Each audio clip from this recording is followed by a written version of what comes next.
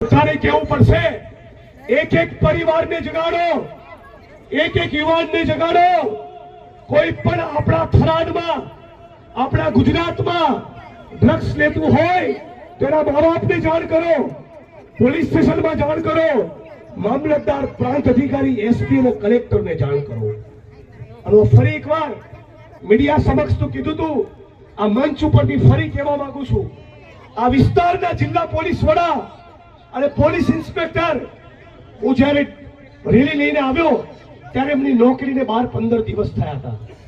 એમનો ખાસ વાંક નથી, એવું મંચ ઉપરથી કહેવા માંગુ છું. પણ જે ગુલાબસિંહભાઈએ કીધું કે બાકીનો એમનો જે સ્ટાફ છે, એક પીએસઆઈ જે પીઆઈ ના ઘમંડમાં ફરે છે, પીઆઈ ને ખુરશીમાં બેસવા નથી દેતા, પોતે ડીવાયએસપી જેટલો પાવર કરે છે, અને એના ડીવાયએસપી એ લોકોની જવાબદારી બનતી હતી જિલ્લા પોલીસ વાળાનું ધ્યાન દોરવાની કે તમારી કચેરીથી 200 મીટરના અંતરે ડ્રગ્સ વેચાય છે સાહેબ.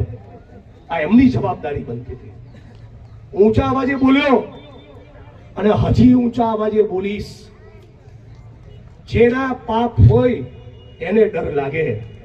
મારે પેટ્રોલ પંપે નથી, ગેસની એજન્સીએ નથી, ખાણ ખનીજની લીઝે નથી, હું જમીનની ફાઇલે ચલાવતો નથી, અને મારે 1 ઇંચ જમીન નહીં કરાવવાની નથી. એટલે બોલી શકું છું. તમને પણ કહું છું, આ મંચ ઉપર બેઠેલા મિત્રો અને ઓડિયન્સમાં બેઠેલા મિત્રો, પોટલીઓ મારતા હોય તો બંધ કરી દેજો. તમારી આવનારી પેઢી બરબાદ થશે. આ ડ્રગ્સ એ કોઈને છોડશે નહીં. 70-72 હજાર કરોડનું ડ્રગ્સ તો પકડાયું.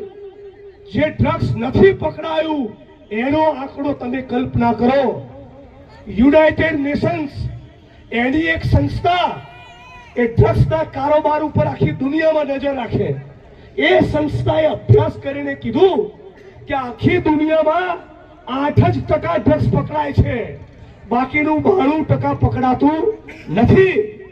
તો ગુજરાતની અંદર આપણે એવું માનીએ કે 50% ડ્રગ્સ પકડાયું, કોઈ એનો મતલબ એમ કે બાકીનું 2 થી 3 લાખ કરોડનું ડ્રગ્સ એ ગુજરાત અને ભારત ભૂમિમાં ફેલાઈ ચૂક્યું છે.